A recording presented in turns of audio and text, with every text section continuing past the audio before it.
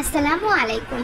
আজকে আমি আপনাদেরকে বানিয়ে দেখাবো চিজি আলু বল। চিজি আলু বল হতে পারে আপনার বিকালের নাস্তায় খুবই মজাদার একটি খাবার। তো চলুন দেরি না করে দেখে নেওয়া যাক রেসিপিটা। আর চিজি আলু বল বানানোর জন্য প্রথমেই আমি নিয়ে নেব 3টি আলু।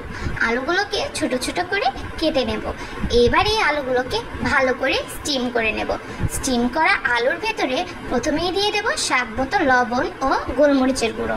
এবার এগুলোকে ভালো করে ম্যাশ করে নেব। ম্যাশ করা আলুর ভেতরে দিয়ে দেব 2 টেবিল চামচ কর্নফ্লাওয়ার। কর্নফ্লাওয়ার দিয়ে আলুগুলোকে ভালো করে মেখে নেব।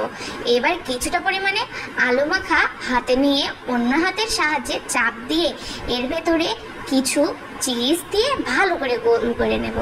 গোল করা আলু বলটা কর্নফ্লাওয়ার, ডিম ও ব্রেড ক্রাম্বস দিয়ে ভালো করে কোট করে নেব। এবার এই বলগুলোকে ভালোভাবে বেক করে নেব। বেক করা হয়ে গেলে এই চিজ বলগুলোকে প্লেটে দিয়ে উপর দিয়ে মেয়োনিজ ও চিলি সস দিয়ে ডেকোরেশন করে নেব।